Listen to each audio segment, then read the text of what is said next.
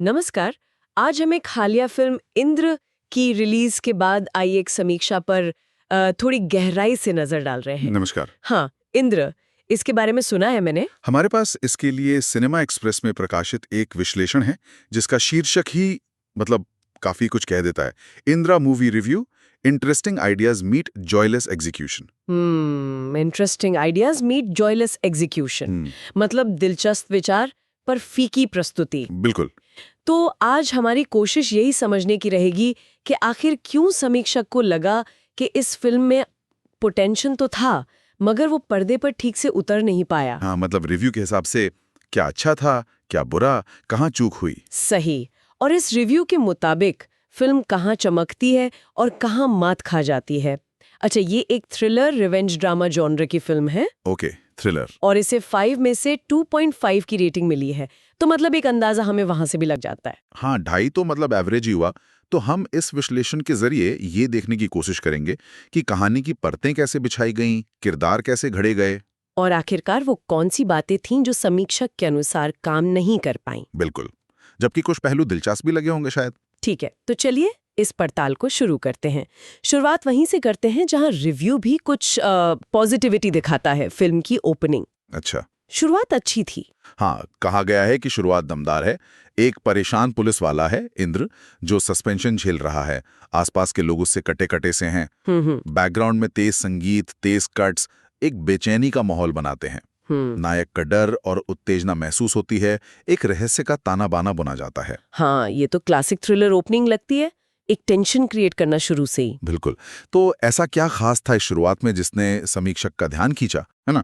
और लगता है यहाँ कुछ वैसा ही करने की कोशिश हुई। हाँ, रिव्यू जिस बेचैन लय मतलब रेस्टलेस रिदम की बात कर रहा है, वो शायद तुरंत एक तनाव का माहौल बनाने में कामयाब रही होगी। अच्छा। एक उलझा हुआ नायक जिसके पास्ट के बारे में हमें ज्यादा नहीं पता, लेकिन उसकी परेशानी साफ दिख रही है। ये क्लासिक हुक है दर्शक को बांधने का। तो लगता है शुरुआत में फॉर्मूला चल गया। और रिव्यू ये भी कहता है कि कहानी की बनावट में ना जटिलता लाने की कोशिश की गई है। अच्छा, कैसे? ऊपर से तो ये एक बदले की कहानी लगती है, रिवेंज स्टोरी, लेकिन उसके अंदर कई और धागे हैं, जैसे रिश्तों का ड्रामा, एक सीरियल किलर की खोज चल रही है और एक अलग ही मर्डर मिस्ट्री भी है। ओह, तो मतलब मल्टी लेयर्ड कहानी, एक के अंदर एक। हाँ, ये मल्टी लेयर्ड अप्रोच सुनने में तो दिलचस्प लगता है। हाँ, ये आजकल कई थ्रिलर्स में देखा जाता है। एक मेन प्लॉट के साथ कई सब प्लॉट चलाना, इससे कहानी थोड़ी घनी लगती है, डेप्थ आती है। पर चुनौती ये होती है कि क्या ये सभी धागे आखिर में ठीक से एक साथ आते हैं या बस उलझ कर रह जाते हैं। रिव्यू इशारा करता है कि यहाँ कोशिश तो थी कई परतों को बुनने की। साथ ही रिव्यू में एक जरूरी बात कही गई है कि किसी रहस्य को कामयाब बनाने के लिए सिर्फ आखिरी खुलासा ही इम्पोर्टेंट नहीं होता, बल्कि पूरी जर्नी मायने रखती है। बिल्कुल सही बात। कहानी को दर्शकों की उम्मीदों से खेलना होता है, उन्हें लगातार सोचने पर मजबूर करना होता है, शायद कभी-कभी गलत दिशा में भी ले जाना होता है। क्या आपको लगता है ये बात यहाँ महत्वपूर्ण है? निश्चित रूप से। एक बेहतरीन रहस्य वो नहीं जो सिर्फ एंड में चौंका दे, बल्कि वो जो रास्ते में दर्शक को अपना जासूस बना ले। हर मोड़ पर थोड़ी नई जानकारी देना, फिर उसे पलट देना, किरदारों पर शक गहराना, ये सब जरूरी होता है। अगर कहानी सीधी सपाट चलती रहे और अंत में बस एक खुलासा कर दे, तो दर्शक उतना कनेक्ट नहीं कर पाता। सही। शायद यहीं पर आगे चलकर फिल्म थोड़ी कमजोर पड़ती है, जैसा रिव्यू इशारा कर रहा है। बिल्कुल।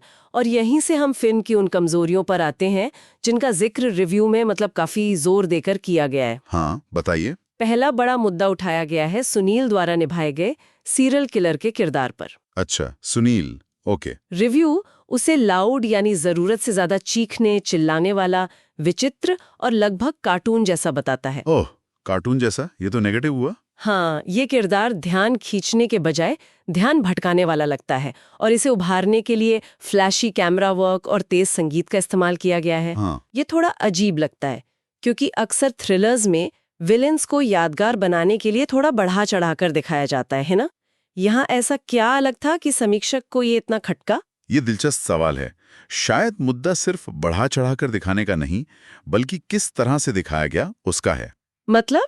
जैसा कि रिव्यू इशारा करता है, ये किरदार शायद किसी और थोड़ी हल्की फुल्की या शायद डार्क कॉमेडी टाइप की फिल्म में फिट हो जाता। अच्छा।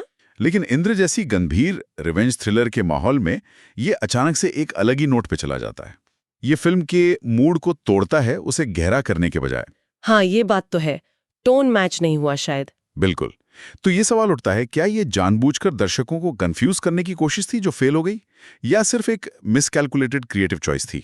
ये जानबूझकर दिशाभ्रम और असली भटकाव के बीच की पतली लाइन का मामला लगता है। हाँ, मतलब वो विचित्र होना और कहानी के लिए बेमेल होना, इसमें फर्क है, ये समझ आता है। सही। किरदार की बात चली है तो सिर्फ सीरियल किलर ही नहीं, रिव्यू का मानना है कि मुख्य किरदारों के आपसी संबंध भी फिल्म की एक कमजोर कड़ी है।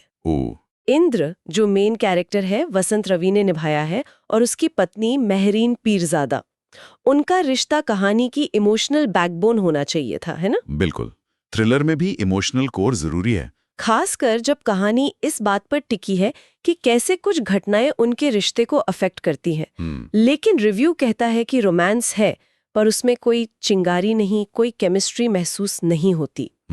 ये तो बड़ी दिक्कत है, अगर लीड पेयर में ही स्पार्क ना हो तो। और ये सिर्फ पति पत्नी के रिश्ते तक ही सीमित नहीं है। अच्छा। रिव्यू के अनुसार इंद्र के अपने दोस्तों और सहकर्मियों के साथ जो बातचीत होती है वो भी बहुत सतही और बनावटी लगती है। मतलब किरदारों की दुनिया विश्वसनीय नहीं बन पाई। हाँ, रिव्यू में एक शब्द इस्तेमाल हुआ है, टेम्पलेट वाले सिनेमाई अंदाज में बातचीत। टेम्पलेट वाला मतलब जैसे असल लोग जैसे बात करते हैं वैसा नहीं, किरदार बस कहानी को आगे बढ़ाने वाले डायलॉग बोल रहे हैं। अच्छा, समझ गया। मतलब वो नेचुरल फ्लो, वो असलियत वाली फील नहीं आ रही थी बातचीत। बिल्कुल। ये क्यों इतना अहम है, खासकर थ्रिलर जैसी जॉनरा में? आप बताइए। ये बहुत जरूरी है। देखिए, थ्रिलर भले ही प्लॉट पर ज्यादा निर्भर करती हूँ, लेकिन अगर दर्शक किरदारों से इमोशनली नहीं जुड़ेंगे, उनके दर्द, उनके डर को महसूस नहीं करेंगे, तो कहानी का थ्रिल भी खोखला लगेगा ना। हाँ, सही बात है। रियलिस्टिक बातचीत किरदारों को असली इंसान बनाती है। अगर वो सिर्फ स्क्रिप्टेड डायलॉग बोलते रहेंगे तो दर्शक उनसे दूरी महसूस करेगा। रिव्यू यही इशारा कर रहा है कि यहाँ रिश्तों को गहराई देने में ज्यादा मेहनत नहीं की गई। वो पारंपरिक दृश्य संरचनाएं और छोटे चरित्र लेखन क्लीशे, यानी वही घिसे पिटे तरीके इस्तेमाल किए गए लगते हैं, बिना किसी ताजगी के, खासकर किरदारों की प्रेरणाओं, उनके मोटिवेशंस को लेकर। और फिर आता है फाइनल रिवील, अंतिम रहस्योद्घाटन। हाँ, क्लाइमैक्स। रिव्यू मानता है कि इसके पीछे का आइडिया तो दिलचस्प है, लेकिन जिस तरह से उसे पेश किया गया वो बहुत ही सीधा और व्याख्यात्मक, मतलब एक्सपोजिटरी था। मतलब सब कुछ बोलकर समझा दिया, दिखाने के बजाय। हाँ, बिल्कुल। इसमें बारीकी की कमी खलती है। हाँ, ये थ्रिलर्स में एक आम प्रॉब्लम हो सकती है। बिल्डअप तो बहुत करते हैं, लेकिन क्लाइमैक्स में रहस्य को सुलझाने के लिए किरदार लंबे लंबे मोनोलॉग देने लगते हैं। सही। इससे सारा सस्पेंस और तनाव हवा हो जाता है। एक अच्छा खुलासा वो होता है जो दर्शकों को अरे हाँ वाला मोमेंट दे, ना कि ऐसा लगे कि वे क्लासरूम में लेक्चर सुन रहे हैं। बिल्कुल। विचारों का दिलचस्प होना ही काफी नहीं, उनका प्रेजेंटेशन भी उतना ही मायने रखता है। एकदम सही कहा। अच्छा, लेकिन अब एक ऐसे पहलू पर आते हैं जिसे रिव्यू ने दिलचस्प और शायद थोड़ा बोल्ड भी माना है। ओके, वो क्या है? वो है नैतिक रूप से जटिल, यानी ग्रे शेडेड किरदारों का चित्रण। ऐसे किरदार दिखाए जाते हैं, मतलब अगर वो पारंपरिक विलन ना हो तो उनके नेगेटिव पहलुओं को किसी न किसी अच्छे गुण से ढक दिया जाता है। हाँ, मतलब थोड़ा जस्टिफाई करने की कोशिश होती है। बिल्कुल। जैसे कोई गैंगस्टर कितना भी क्रूर हो, उसमें कुछ ना कुछ ऐसा दिखा देंगे कि दर्शक उसे थोड़ा पसंद करने लगे, या किसी हत्यारे की दर्द भरी कहानी बताकर सहानुभूति जगाने की कोशिश होगी। हाँ, ये होता है अक्सर। लेकिन इंद्र के बारे में रिव्यू कहता है कि ये फिल्म अपने मुख्य किरदारों के अंधेरे पक्ष को किसी पॉजिटिविटी से ढकने की कोशिश नहीं करती। अच्छा, ये तो वाकई अलग बात है। ये एक तरह से ताजगी भरा है। कोई भी किरदार ऐसा नहीं है जिसके नैतिक पैमाने या इमोशनल लॉजिक दर्शकों को उनसे आसानी से जोड़ दें। तो इसका क्या मतलब हुआ? क्या ये फिल्म के लिए अच्छा है या बुरा? कैरेक्टर डेवलपमेंट के लिहाज से इसका क्या महत्व है? देखिए, अगर हम इसे बड़ी तस्वीर में देखें तो ये एक साहसिक, एक बोल्ड स्टेप है। कैसे? ये दर्शकों को उनके कंफर्ट जोन से बाहर निकालता है। ये उन्हें खुद तय करने पर मजबूर करता है कि कौन सही है, कौन गलत, या शायद कोई भी पूरी तरह सही या गलत नहीं है। ये पारंपरिक हीरो विलन की धारणाओं को चैलेंज करता है और कहानी को ज्यादा यथार्थवादी बना सकता है। और आजकल ऑडियंस भी ज्यादा कॉम्प्लेक्स किरदारों की अपेक्षा रखती है ना? हाँ, ये तो है। लेकिन, और ये एक बड़ा लेकिन है रिव्यू में, फिल्म इस नैतिक जटिलता से पैदा होने वाली दार्शनिक संभावनाओं को एक्सप्लोर नहीं करती। मतलब पोटेंशियल था पर यूज नहीं किया। हाँ, रिव्यू कहता है कि यहाँ मौका था अपराध और दुख के चक्र पर बात करने का, बदले की निरर्थकता, आत्मस्वीकृति से मिलने वाली आज़ादी। या कैसे सामाजिक सम्मान की कमी रिश्तों को खोखला कर देती है। बिल्कुल। या कैसे एक आम इंसान दबाव में अपराध की तरफ मुड़ जाता है।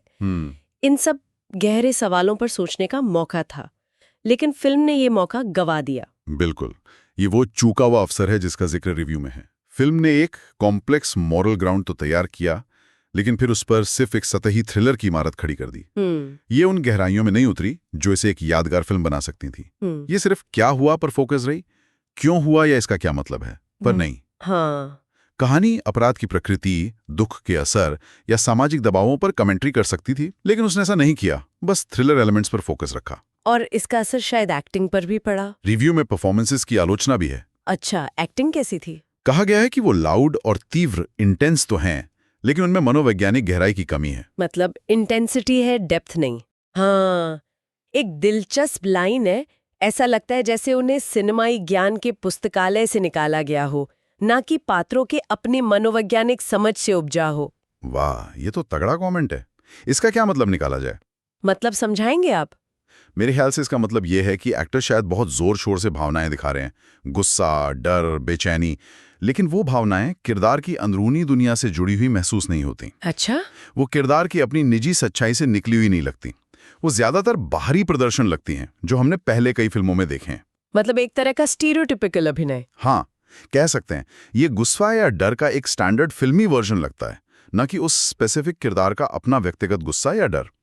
किरदारों की कॉम्प्लेक्सिटी सिर्फ कागज पर रह गई, एक्टिंग में नहीं उतरी। ये बात समझ आती है। तो सब कुछ समेटते हुए समीक्षक का अंतिम फैसला क्या है इस फिल्म पर? निचोड़ क्या है रिव्यू का? रिव्यू कहता है कि फिल्म कुछ हद तक बांधे तो रखती है, मतलब आप देखते रहते हैं, लेकिन कोई गहरा या स्थायी प्रभाव छोड़ने में नाकाम रहती है। अच्छा, मतलब देखी और भूल गया टाइप। शायद कुछ वैसा ही। ये अपने दिलचस्प विचारों और मनोवैज्ञानिक संभावनाओं को भुना नहीं पाई। हाँ, और ये भी कि फिल्म थ्रिलर जॉनरा की पुरानी शैली की परंपराओं, मतलब स्टेल जॉनरा कन्वेंशंस यानी घिसे पिटे फॉर्मूलों का ही ज्यादातर सहारा लेती है, कुछ नया या ताज़ा पेश करने की बजाय। तो मुख्य संघर्ष जो रिव्यू पहचानता है वो यही है कि फिल्म एक तरफ तो रोमांचक थ्रिलर बनने की कोशिश में लगी रही, जिसमें वो पूरी तरह कामयाब नहीं हुई, और दूसरी तरफ वो कुछ नया कहने वाली आकर्षक कहानी बनने का मौका भी चूक गई। नतीजा, जैसा रिव्यू कहता है, न इधर की न उधर की, बीच में कहीं अटक गई। हाँ। रिव्यू के अंत में एक महत्वपूर्ण टिप्पणी ये भी है कि इस फिल्म के साथ जो मुद्दे हैं, यानी अच्छे आइडियाज लेकिन कमजोर एग्जीक्यूशन, वो आजकल के तमिल सिनेमा में कोई अनोखी बात नहीं है। ओह, ये तो इंडस्ट्री लेवल की बात हो गई। हाँ, ये शायद एक बड़ी प्रवृत्ति की ओर इशारा है, जहां कॉन्सेप्ट तो अच्छे सोचे जा रहे हैं, लेकिन उन्हें पर्दे पर उतारने में कहीं ना कहीं चूक हो रही है। ये सिर्फ एक फिल्म की नहीं, शायद इंडस्ट्री के एक पैटर्न की बात हो सकती है। ये सोचने वाली बात है। तो आज की इस चर्चा से हमने फिल्म इंद्र की समीक्षा के जरिए क्या मुख्य बातें समझे? एक दमदार शुरुआत थी। हाँ, शुरुआत अच्छी थी। कुछ साहसिक विचार थे, खासकर वो मॉरली ग्रे किरदारों को बिना लीपापोती के दिखाने का प्रयास। वो बोल्ड अटेम्प्ट था।